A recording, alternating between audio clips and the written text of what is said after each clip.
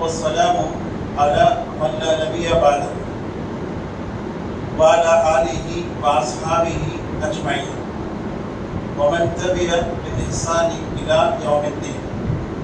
أما بعد، أعوذ بالله من الشيطان الرجيم. بسم الله الرحمن الرحيم. إن الذين يكتمون ما أنزلنا من البينات والهدى من بعد ما بيناه للناس في الكتاب أولئك يلعنهم الله ويلعنهم اللاعنون إلا الذين تابوا وأصلحوا وبينوا فأولئك أتوب عليهم وأنا التواب الرحيم. మీ ముందు దావత్ చేయకపోతే జరిగే పరిణామం ఏంటి అనే అంశం మీద చెప్పమని చెప్పారు. దావత్ అనేది ఇది ప్రవక్తల యొక్క కార్యకలాపము. ప్రవక్తలందరూ దావత్ పని చేశారు. అల్లాహ్ సుబ్హానహు వ తఆలా ఏ ప్రవక్తని మినహాయించలేదు, ఫలానా ప్రవక్త దావత్ పని చేయలేదు అని మినహాయించలేదు. ఎక్కడుంది? ఖురాన్లో ఉంది. వలకద్ బఅస్నా ఫీ కుల్లి ఉమ్మతిన్ రసూలన్ అన్ ఇబ్దుల్లాహ్ వజ్తనిబుత్ తాగూత్. మేము ప్రతి జాతిలో ప్రవక్తలను పంపాము. వారు అల్లాహ్ను ఆరాధించమని దావత్ ఇచ్చారు మరియు తాగూతుని తిరస్కరించమని దావత్ ఇచ్చారు. దావత్కి రెండు భాగాలు ఉన్నాయి. బొమ్మ మనసు ఎలా ఉంటుందో ఒక నాణ్యానికి దావత్ కూడా. ఒకటి అల్లాహ్ను ఆరాధించమని చెప్పాలి, రెండవది మిథ్యా దైవాల్ని ఆరాధించకండి అని కూడా చెప్పాలి. చాలా మంది ఏం చేస్తున్నారు? దావత్ అంటే అల్లాహ్ను ఆరాధించండి ఒకటే చెప్తున్నారు, రెండవది కూడా చెప్పాలి. మనం కలిమా చదివాం కదా, లా ఇలాహ ఇల్లల్లాహ్. ఇందులో ఏముంది? నఫీయే ఆమ్. లా ఇలాహ నఫీయే ఆమ్ అంటే అందరినీ తిరస్కరిస్తున్నాం. అసలు దైవం ఎవ్వరూ లేరు, ఆరాధనకారులు ఎవరు లేరు. ఇస్బాతే ఖాస్, అల్లాహ్ను మాత్రమే ఆరాధించాలి. రెండో ఉండాలి. ఫమన్ యక్ఫుర్ బిత్తాగూత్ వయుమిన్ బిల్లాహ్. తాగూతుని తిరస్కరించాలి, అల్లాహ్ను ఆరాధించాలి. రెండు దావత్ పని. అల్లాహ్ ఆరాధించండి, అల్లాహ్ నమ్ముకోండి, అల్లాహ్ ఆరాధించండి అదొకటే కాదు, తాగూతుని తిరస్కరించండి.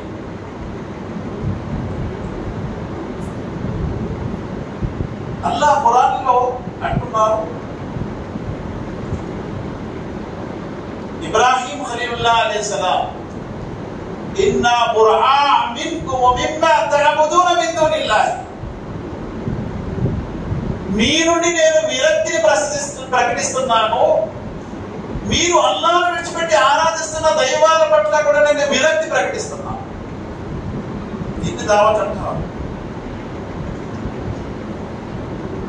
وَإِذْ قَالَ إِبْرَاهِيمُ لِأَبِيهِ وَقَوْمِهِ إِنِّي بَرَاءٌ مِمَّا تَعْبُدُونَ. నేను విరక్తిని ప్రకటిస్తున్నాను, మీరు అల్లాహ్ను విడిచిపెట్టి ఎవరిని ఆరాధిస్తున్నారు వారు. ఇది కూడా కావాలి. చాలా మంది తఅమురున బిల్ మారూఫ్ చేస్తున్నారు, వతన్హౌన అనిల్ మున్కర్ చేయండి. ఇది కూడా చేయాలి. ఎవరిని ఆరాధించాలో చెప్పి ఎవరిని ఆరాధించకూడదో కూడా చెప్పాలి. దీన్ని దావత్ అంటారు. అంటే దావత్ మనం చేస్తున్నావా లేదా అనేది దీని ద్వారా తెలుస్తుంది. ఇప్పుడు ఫిరౌన్ మునిగిపోతూ అన్నాడు, قال آمنت أنه لا إله إلا الذي آمنت به بنو إسرائيل وأنا من المسلمين. నేను కూడా ఆరాధిస్తున్నాను, విశ్వసిస్తున్నాను అల్లాహ్ను, బనీ ఇశ్రాయిల్ విశ్వసించే ఆ దేవుని పట్లనే నేను కూడా విశ్వాసం ప్రకటిస్తున్నాను అంటున్నాడే కానీ నేను తిరస్కరిస్తున్నాను మిథ్యా దైవాన్ని అని అనట్లేదు. కాబట్టి ఈ రెండు విషయాలు కూడా దావత్తులో ఉంటుంది. అయితే దావత్ చెయ్యకపోతే పరిణామం ఏమవుతుందంటే మనము కూడా అలాగే అయిపోతాం. ఇదొక గొప్ప పరిణామం. భారతదేశంలో దావత్ చేయకపోయినందువల్లే ముస్లిం సమాజము సమాధి పూజలు చేస్తున్నారు. ఎప్పుడైతే ఒక జాతి ఇవ్వటం మానేస్తుందో తీసుకోవడం ప్రారంభిస్తుంది అని ఒక మాట ఒక పెద్దతనే చెప్పారు. ఇలియాస్ రహ్మతుల్లాహి అలైహి చెప్పారు. మాట మంచి మాట. ఇవ్వటము మానేస్తే ఏం చేస్తాడో తీసుకుంటాడు. అంటే పై చేయి మానేస్తే ఏమవుతుంది, కింద చేయకపోతే. మనం ఇవ్వటం మానే ఏం చేసాం, తీసుకున్నాం. ప్రవక్త ముహమ్మద్ సల్లల్లాహు అలైహి వసల్లం వారు అన్నారు, లానల్లాహు యహూద వన్ నసారా అన్నారు, ఇత్తఖజు ఖుబూర అంబియాహిం మసాజిద్. యూదులు క్రైస్తవులపై అల్లాహ్కి శాపమగును గాక, వారు తమ ప్రవక్తల సమాధులను సాష్టాంగ నమస్కారం చేసే ప్రదేశాలుగా, ఆరాధన ప్రదేశాలుగా చేసుకున్నారు అని అన్నారు. ఇప్పుడు ఎవరు కనిపిస్తున్నారండి ఆ ప్లేస్ లో? యూదులు క్రైస్తవులే కనిపిస్తున్నారా? వాళ్ళే ఉన్నారా? ఇప్పుడు ఎవరు కనిపిస్తున్నారు? అందరికీ తెలుసు ఎవరు కనిపిస్తున్నారు. టోపీలు గడ్డాలు పెట్టుకొని నమాజులు చేసే నమాజీలు ఉంటున్నారు అక్కడ, పండితులు ఉంటున్నారు అక్కడ, ఆలింలు అనిపించుకునే వారు కూడా ఉంటున్నారు, హాఫీజ్ అనిపించుకునే వారు ఉంటున్నారు. దేని గురించి వారించారు? ప్రవక్తల సమాధులను సాష్టాంగ నమస్కారం చేసే, పూజా ప్రదేశముగా చేసే విధంగా చేసుకున్నటువంటి ఆ యూదులు క్రైస్తవులపై శాపము. అంటే ఇక్కడ వాళ్ళు ఎవరు కనిపించట్లేదు, ఇప్పుడు వీరు కనిపిస్తున్నారు. అంటే రూపమైతే ముస్లిందే, రూపమైతే ముస్లిందే, కానీ పని అది ముస్లిం పని కాదు. ఎవరిది? యూదులది, క్రైస్తవులది. ఆ పని ఎవరిది? యూదులది, క్రైస్తవులది. అందుకే ముహమ్మద్ సల్లల్లాహు అలైహి వసల్లం వారు రెండు జాతుల పేర్లు తీసుకొని మనం చెప్పారు. లానల్లాహ యహూద వన్ నసారా. రూపము ముస్లిం రూపం ఉంది, కానీ అంతరంగం ఏంటి వాడిది? యూదుడు లేకపోతే క్రైస్తవుడు అని నిరూపించుకుంటున్నాడు ఈ హదీస్ ద్వారా స్పష్టంగా. మరి ఆపితే దండయాత్ర చేస్తున్నాడు, వాగుదావా ఇది ఖురాన్లో ఉంది, హదీస్లో ఉందని చెప్పి ఆధారాలు తీసుకొస్తున్నాడు. ఇదే పని గతంలో కూడా చేశారు ఖవారిజ్, ముఅతజిలా, ఖదరియా, జబరియా, జహమియా, వీరంతా కూడా ఇలాంటి ఆధారాలు తీసుకొచ్చి చెప్పారు. అల్హమ్దులిల్లా దీన్ని రద్దు చేయడానికే ఇబ్న్ తైమియా లాంటి వారు, ఇమామ్ ఇబ్న్ ఖయ్యిమ్ లాంటి వారు రహిమహుల్లా ఇటువంటి వారు పుట్టారు. వారు ఎదిరించారు. ఎదిరించినందుకు వారికి జైలు పాలు చేశారు, జైల్లో పెట్టారు. వారు జైల్లో ఉండి కూడా అల్హమ్దులిల్లా వారు తమ పనిని ఆపలేదు. కాబట్టి దావత్ చేయకపోతే మనము కూడా అలాగే అయిపోతాం. దీనికి ఒక ఉదాహరణ ఉంది. ఒక వీధిలో ఇల్లులు కాలిపోతున్నాయి. మన ఇల్లు కాలలేదు కదా అని మనం కూర్చుంటే ఆ సెగ మన ఇంటిపై కూడా వస్తుంది. అదే జరుగుతుంది. చెడు నుండి వారించకపోతే ఆ చెడులో మనము కూడా కూలికిపోతాము అనే దానికి ఉదాహరణ ప్రవక్త సల్లల్లాహు అలైహి వసల్లం వారు నోమాన్ బిన్ బషీర్ రలియల్లాహు అన్హు వారి హదీస్ ఇచ్చారు. ఒక నావకి రెండు అంతస్తులు ఉన్నాయి. కింద అంతస్తులో కొంతమంది, పై అంతస్తులో కొంతమంది పేర్లు పలికాయి. వారు ప్రయాణం చేస్తున్నారు సముద్రంలో. నీళ్ల కోసమని కింద వారు మాట మాటికి పైకెళ్తే పై వాళ్ళకి ఇబ్బంది కలుగుతుందని కిందనే కన్నం పెట్టారు. పై వాళ్ళు చూశారు, కన్నం పెడితే వారు పోతారు, మనకేం పోయింది అని అనుకున్నారు. ఏమవుతుంది అని ప్రవక్త సల్లల్లాహు అలైహి వసల్లం అన్నారు, కింద వారు పోతారు, కింద వారితో పాటు పై వారు కూడా పోతారు. అల్లాహ్ సుబ్హానహు వ తఆలా ఖురాన్ గ్రంథంలో అంటున్నారు, లుయినల్లదీన కఫరు మిన్ బనీ ఇస్రాయీల అలా లిసాని దావూద వ ఈసా ఇబ్న్ మర్యమ్ ذلك بما عصوا وكانوا يعتدون كانوا لا يتناهون عن منكر فعلوا لبئس ما كانوا يفعلون. దావూద్ అలైహిస్సలాం ఈసా అలైహిస్సలాం బనీ ఇస్రాయిల్ జాతిపై శపించారు. ఎందుకు? లా యతనాహూన అన్ మున్కరిన్, చెడు నుండి వారించేవారు కాదు వారు. ఆ పని మనం చేయకపోతే ఆ శాపంలో మనము కూడా ఉంటామనే విషయం ఇక్కడ అల్లాహ్ చెప్తున్నాడు. ఒక ప్రశ్న నేను అడుగుతాను. మన దేశం భారతదేశంలో ఉన్న ముస్లింలు కారుణ్యపు జీవితంలో ఉన్నారా, శాపము జీవితంలో ఉన్నారా? ఏ జీవితం గడుపుతున్నాం మనకు తెలుసు. రెహమతా జహమతా, ఎలాంటి జీవితంలో ఉన్నారు ఇక్కడ? అల్లాహ్ యొక్క లానత్ కనిపిస్తుంది మనకు. అందుకే అల్లాహ్ అంటున్నారు, ఇన్నల్లదీన యక్తుమూన మా అన్జల్నా మినల్ బయ్యినాతి వల్ హుదా మిన్ బాది మా బయ్యనాహు లిన్నాసి ఫిల్ కితాబ్ ఉలైక యల్అనుహుముల్లాహ్ వ యల్అనుహుల్ లాఇనూన్. ఎవరైతే మేము ప్రజలందరి కొరకు స్పష్టంగా చెప్పడానికి పంపిన సందేశాన్ని దాచిపెడతారో అటువంటి వారిపై అల్లాహ్ యొక్క శాపం ఉంది, ఇంకా శపించే వారి శాపం ఉంది. దీనిని అల్ కబాయిర్ అనే పుస్తకంలో కబీరా గుణాలు తీసుకొచ్చారు.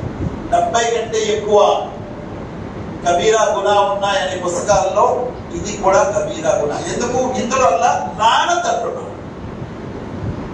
తర్వాత ఏమంటున్నారు అల్లాహ్? ఇల్లల్లదీన తాబు వస్లహు వబయ్యను, తౌబా చేసుకోవాలి. ఈ లానత్ నుంచి బయటకు రావాలంటే తౌబా, పశ్చాత్తాపం వేడుకోవాలి. అల్హమ్దులిల్లాహ్ దావత్ పని ఇలా మాషా అల్లాహ్ అల్లాహ్ దయ వల్ల కొంతమంది చేస్తున్నారు. నేను అందరి విషయం చెప్పట్లేదు. ఎక్కువ శాతము దావత్ నుండి దూరంగా. కొంతమంది ఏమంటారంటే, ఏమంటే దావత్ ఎందుకు, మన యొక్క ప్రవర్తన బాగుంటే చాలు. అది కూడా కరెక్టే, ఎగ్జాక్ట్ కరెక్ట్, ఇందులో ఏం తప్పు లేదు. మన యొక్క ప్రవర్తన బట్టి అల్హమ్దులిల్లాహ్ అందరు ఇస్లాంలో వస్తారు. అలాగని చెప్పి దావత్ చేయకూడదని ఎక్కడ ఉంది?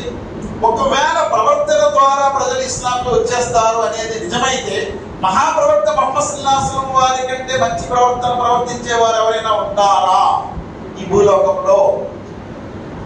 ప్రవక్త సల్లల్లాహు అలైహి వసల్లం వారి కంటే మంచి ఉత్తమ ప్రవర్తన ప్రవర్తించే వారు ఎవరైనా ఉంటారా? ఎందుకంటే అల్లాహ్ ఏమన్నాడు? అల్లాహ్ సుబ్హానహు వ తఆలా ప్రవక్త ముహమ్మద్ సల్లల్లాహు అలైహి వసల్లం వారి గురించి ఏమన్నారు? వఇన్నక లఅలా ఖుల్కిన్ అజీమ్. నైతికలో ఓ ప్రవక్త, అందరికంటే నువ్వు ఉత్తముడు. ప్రవర్తనలో అందరికంటే ఉత్తముడు ప్రవక్త ముహమ్మద్ సల్లల్లాహు అలైహి వసల్లం వారు.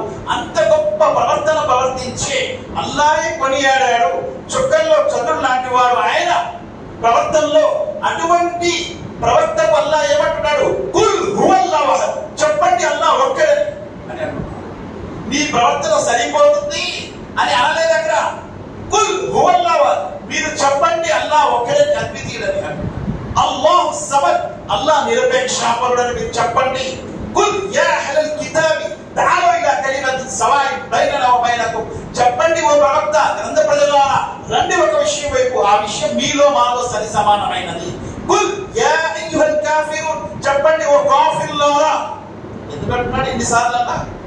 ఇలా మీరు చూసుకోండి, కుల్ 200 కంటే ఎక్కువ సార్లు వచ్చాయి కుల్ ఖురాన్.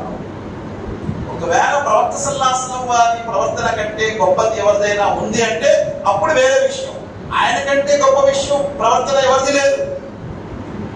అటువంటి ఉన్నతమైనటువంటి ప్రవర్తన గలవాడు సల్లల్లాహు అలైహి వసల్లం. ఆయన జీవితము ఒక ఆదర్శం. లకద్ కాన లకుం ఫీ రసూలిల్లాహి ఉస్వతున్ హసనా, అటువంటి గొప్ప ప్రవక్త. లకద్ మన్నల్లాహు అలల్ ముమినీన ఇద్ బఅస ఫీహిం రసూల్, అల్లాహ్ ఎంతో మేలు చేసేటటువంటి ప్రవక్తని పంపించి అంత గొప్ప ప్రవర్తన ప్రవర్తించే ప్రవక్త అయినప్పటికీ ఆయనతో అల్లాహ్ అంటున్నాడు మీరు చెప్పండి. చెప్పకపోతే మీరు కూడా శిక్షార్హులవుతారు అని అల్లాహ్ అంటున్నాడు. ఇక్కడ అంటున్నాడు యా అయ్యుహర్ రసూల్ బల్లిగ్ మా ఉన్జిల ఇలైక మిర్ రబ్బిక్ ఫఇన్ లం తఫల్ ఫమా బల్లగ్త రిసాలత అంటున్నాడు. ఓ ఒకవేళ మీరు అందించకపోతే, చేర్చకపోతే మీ ప్రవక్త బాధ్యతని మీరు నెరవేర్చలేనట్లే అంటారు. అంటే ఇది ఒక బాధ్యత. సందేశాన్ని అందించడము, చేర్చడం ఇది బాధ్యత. అందుకే మహాప్రవక్త ముహమ్మద్ సల్లల్లాహు అలైహి వసల్లం ఏమన్నారు? ఫల్ యుబల్లిగు షాహిదుల్ గాయిబ. ఉండేవారు ఇక్కడ ఎవరైతే ఉన్నారో లేని వారి వరకు నా సందేశాన్ని చేర్చండి అని అన్నారు. ఇది ఒక బాధ్యత. ఆ బాధ్యత ఆయన భుజస్కంధాల మీద నుండి మా భుజాల మీద పెట్టి వెళ్ళారు ప్రవక్త ముహమ్మద్ సల్లల్లాహు అలైహి వసల్లం. ఎందుకంటే ఆయన వెళ్తూ ఈ మాట చెప్పారు, ఒకవేళ ఆయన ప్రవర్తనే ఉన్నతమైనది, అదే చాలు అని అనుకుంటే తాయిఫ్ లో ఆయనకి ఎందుకని గాయాల పాలు చేశారు? ఎందుకని? ఆయన నోరు తెరిచి చెప్పారు, తౌహీద్ వైపు పిలిచారు. అందుకే ఆయన కొట్టారు. అల్లాహ్ నీవే దొరికావా, ఎవరు దొరకలేదా అని రాళ్లతో కొట్టారు.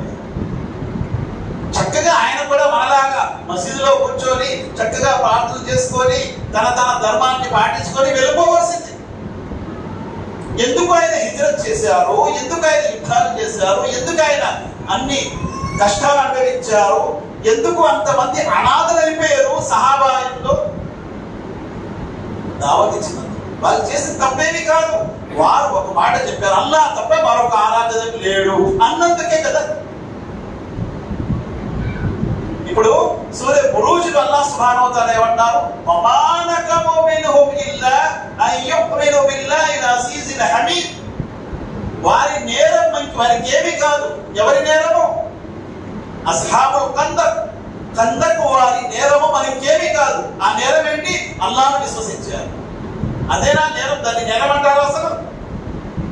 అల్లాహ్ను విశ్వసించారు, అది వారి నేరం. అందుకే వాళ్ళు ఏం చేశారు? పెద్ద కందకాలు తవ్వి అగ్నిగుండాలు వేసి అందులో లక్షలాది విశ్వాసుల్ని పడేశారు. అది వారి నేరం. అంటే ఏంటి? వారు చెప్పకుండా ఉంటే అలా జరుగుతుందా? చెప్పినందుకే కదా అలా జరిగింది. అల్లాహ్ సుబ్హానహు వ తఆలా అందుకే చెప్పమని ఖురాన్ అంటున్నాడు.